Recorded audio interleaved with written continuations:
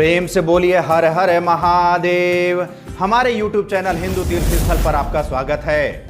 आदरणीय भक्तों, मैं आलोक तिवारी आपका अपने इस चैनल पर स्वागत करता हूं और इस समय हमारे चैनल पर भगवान भोलेनाथ के 12 ज्योतिर्लिंगों के बारे में संपूर्ण जानकारी प्रस्तुत की जा रही है। इस श्रृंखला को आगे बढ़ाते हुए आज इस वीडियो के माध्यम से हम आपके सामने भगवान भोलेनाथ के 12 ज्योतिर्लिंग में से षष्ठम ज्योतिर्लिंग भीम शंकर ज्योतिर्लिंग के बारे में संपूर्ण जानकारी लेकर के प्रस्तुत हुए हैं। इस ज्योतिर्लिंग का उल्लेख शिव पुराण के कोटि रुद्र संहिता में श्री सूत जी महाराज द्वारा किया गया है। लेकिन इस वीडियो में आगे बढ़ने से पहले आपको एक बात बता देना चाहते हैं कि हमारा दूसरा चैनल भी है जिसका नाम है आलोक तिवारी एस्ट्रोलॉजर।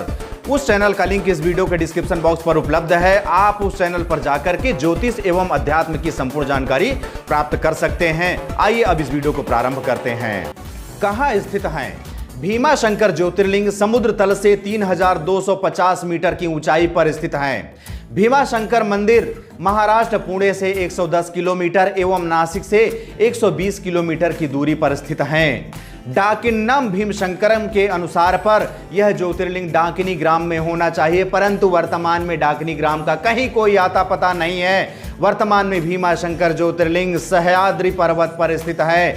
यहीं से भीमा नदी भी निकलती है। यह दक्षिण पश्चिम दिशा में बहती हुई रायचूर जिले में कृष्णा नदी में जाकर के मिल जाती है। यहाँ भगवान शिव का प्रसिद्ध ज्योतिर्लिंग स्थापित है जो कि भीमा शंकर ज्योतिर्लिंग भीम शंकर ज्योतिर्लिंग के नाम से जाना जाता है।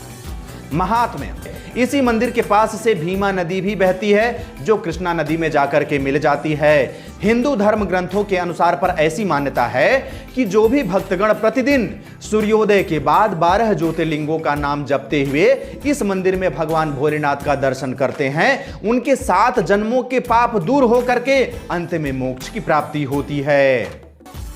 कैसे स्थापित हुए भीम शंकर ज्योतिर्लिंग की स्थापना कैसे हुई, इसके संबंध में 2 कथाएं प्रचलित हैं, लेकिन दोनों कथाएं अलग अलग स्थानों से जुड़ी हुई हैं। पहली कथा महाराष्ट्र से जुड़ी हुई है, दूसरी कथा आसाम से जुड़ी हुई है। तो हम सबसे पहले महाराष्ट्र की कथा के बारे में जानकारी प्राप्त कर लेते हैं। इस कथा के अनुसार पर महाराष्ट्र प्रांत में जिस स्थान पर भीमा शंकर ज्योतिर्लिंग स्थापित हैं, उसी स्थान पर अवध के एक सूर्यवंशी राजा तपस्या किया करते थे। उन राजा का नाम भीमक था। भगवान भोलेनाथ भीमक की तपस्या से प्रसन्न होकर के दिव्य ज्योतिर्लिंग के रूप में प्रकट हुए थे। तभी से वे भीम शंकर के नाम से प्रसिद्ध हो गए।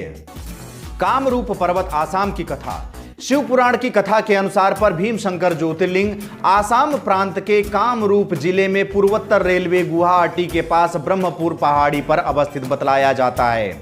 शिव पुराण के अनुसार पर कुंभकर्ण एवं करकटी का एक पुत्र था जिसका नाम भीम था। भीम को उसके पिता की मृत्यु की घटना के बारे में कोई जानकारी नहीं थी। एक दिन वह अपनी माता से इस बात की जिद कर बैठा कि मेरे पिताजी कहाँ हैं और वे कौन हैं।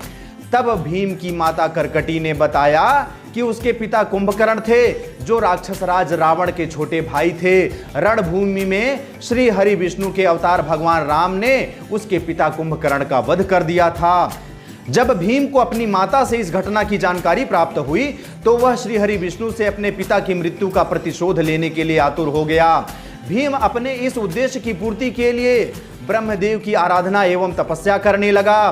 ब्रह्मदेव भीम की तपस्या से प्रसन्न होकर के उसे दर्शन लाभ दिए।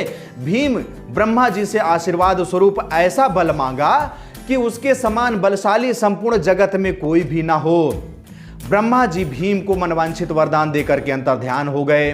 इस वरदान के प्रभाव से भीम संपूर्ण जगत में आतंक मचाने लगा। इंद्र आदि समस्त देवताओं को जीतने के पश्चात वह श्री हरि विष्णु को भी परास्त कर दिया। समस्त देवी देवताओं को परास्त करने के पश्चात भीम पृथ्वी पर भी अपना आतंक फैलाना प्रारंभ कर दिया। पृथ्वी लोक पर सबसे पहले कामरूप देश के राजा सुदक्षिणा को जीत लिया। सुदक्षिणा भगवान भोलेनाथ के अनन्य भक्त थे। भीम राक्षस से परास्त होने के पश्चात सुदक्षिणा भगवान भोलेनाथ की शरण में जाकर के एक निर्जन वन में तपस्या करने लगे। इतने में ही किसी राक्षस ने भीम के पास जाकर के यह कह दिया कि महाराज सुदक्षिणा आपके सर्वनाश हेतु पुरस्चरण कर रहे हैं। यह सुनकर के भीम उस स्थान पर आया जहां पर महाराज सुदक्षिणा भगवान भोलेनाथ के पूजन में लीन थे। वहां पहुंच करके भीम महाराज सुदक्षिणा को ललकारते हुए अपनी चमचमाती तलवार दिखा करके बोला कि अरे दुष्ट, शीघ्र बतला तू यह क्या कर रहा है, अन्यथा तेरी खैर नहीं। लेकिन शिव भक्त राजा ध्यान से नहीं डिगे। उन्होंने मन ही मन भगवान शंकर का स्मरण किया और निर्भीकता पूर्वक बोले, भजामि शंकरम देवम स्वभक्त परिपालकम, अर्थात हे राक्षस राज, मैं भक्तों के प्रतिपालक भगवान शंकर का भजन कर रहा हूं। इतना सुनकर राक्षस राज भीम शिव जी की निंदा करते हुए उनकी पूजा करने से मना करने लगा। राजा की किसी भी प्रकार से प्रतिक्रिया ना देख करके भीम अपनी चमचमाती हुई तलवार से राजा के ऊपर वार कर दिया, परंतु तलवार राजा के ऊपर न पड़ करके पार्थिव शिवलिंग के ऊपर पड़ी। उसी क्षण भूत भावन भगवान भोलेनाथ उस पार्थिव शिवलिंग से प्रकट होकर के भीम राक्षस का संहार कर दिए। भीम की मृत्यु का समाचार प्राप्त होते ही सर्वत्र आनंद छा गया। भगवान शंकर की कृपा से इंद्र आदि समस्त देवी देवता और ऋषियों को शांति प्राप्त हुई तथा संपूर्ण जगत स्वस्थ हो गया। उस समय देवतागण और विशेष रूप से मुनियों ने भगवान शंकर से प्रार्थना की कि हे प्रभु, आप यहाँ लोगों को सुख देने के लिए सदा निवास करें। यह क्षेत्र उपेक्षित माना गया है, यहाँ आने वाले लोगों को प्रायः दुख ही प्राप्त होता है, परंतु यदि यहाँ आप निवास करते हैं तो यहाँ आने वाले लोगों को आपका दर्शन लाभ प्राप्त होगा और उनका कल्याण होगा। आप यहाँ पर भीम शंकर के नाम से विख्यात होंगे और अपने दर्शनार्थियों के संपूर्ण मनोरथों को सिद्ध करेंगे। आपका यह ज्योतिर्लिंग सदैव पूजनीय और समस्त आपत्तियों का निवारण करने वाला होगा। मुनियों द्वारा इस प्रकार से प्रार्थना करने पर लोक हितकारी एवं भक्त वत्सल परम स्वतंत्र शिव प्रसन्नता पूर्वक वहीं पर स्थित हो गए और भीम शंकर ज्योतिर्लिंग के नाम से जगत में विख्यात हुए। अब यहां पर बात यह होती है कि महाराष्ट्र स्थित भीमशंकर ज्योतिर्लिंग वास्तविक ज्योतिर्लिंग है या कामरूप पर्वत आसाम वाले ज्योतिर्लिंग वास्तविक भीमशंकर ज्योतिर्लिंग हैं। इसके बारे में मैं आपको बता दूं कि अभी वर्तमान स्थिति में महाराष्ट्र स्थित भीमशंकर ज्योतिर्लिंग को ही सर्वमान्य द्वादश ज्योतिर्लिंगों में से षष्ठम ज्योतिर्लिंग के रूप में माना जा रहा है। आप उन्हीं के शरण में जाइए और ज्योतिर्लिंग के रूप में उनका दर्शन लाभ प्राप्त करके उनका आशीर्वाद प्राप्त कीजिए। भीमशंकर ज्योतिर्लिंग के दर्शन एवं पूजन का समय एवं क्रम। भीमशंकर मंदिर में प्रातः 4:30 बजे काकड़ा आरती, प्रातः 5 बजे निजारूप का दर्शन, प्रातः 5:30 बजे सामान्य पूजा एवं अभिषेक, दोपहर 12 बजे नैवेद्य भोग पूजा, दोपहर बाद 3 बजे मध्याह्न आरती, 3 बजे से 4 बजे तक मंदिर का पट बंद रहता है, सायं 4 बजे से रात्रि 9:30 बजे तक भगवान का श्रृंगार दर्शन, सायं 7 बजे आरती, रात्रि 9:30 बजे मंदिर का पट बंद हो जाता है। निकटवर्ती तीर्थ स्थल और मंदिर। भीमशंकर मंदिर के पास कमलजा मंदिर भी स्थापित है। कमलजा पार्वती जी की ही अवतार मानी गई हैं। इस मंदिर में भी श्रद्धालुओं की भीड़ लगी रहती है। इसके अलावा हनुमान झील, गुप्त भीमशंकर, भीमा नदी की उत्पत्ति, नागफनी, बॉम्बे पॉइंट, साक्षी विनायक जैसे अनेक दर्शनीय स्थल यहाँ पर स्थित है जिनका दर्शन लाभ आप प्राप्त कर सकते हैं। इतिहास। भीमशंकर मंदिर नागर शैली की वास्तुकला से बनी प्राचीन और नई संरचनाओं का सम्मिश्रण है। इस मंदिर से प्राचीन विश्वकर्मा वास्तुशिल्पियों की कौशल श्रेष्ठता का पता चलता है। कहा जाता है कि महान मराठा शासक शिवाजी ने इस मंदिर की पूजा के लिए कई तरह की सुविधाएं प्रदान की थीं। इस सुंदर मंदिर का शिखर महान राजनीतिक नाना फडणवीस द्वारा 18वीं शताब्दी में बनवाया गया था। नाना फडणवीस द्वारा निर्मित हेमाद पंथ की संरचना में बनाया गया एक बड़ा घंटा भीमशंकर की एक विशेषता है। आवागमन के साधन। यदि आप भीमशंकर ज्योतिर्लिंग के दर्शन हेतु आना चाहते हैं तो आपको आवागमन के साधन के बारे में भी जानकारी प्राप्त होनी चाहिए।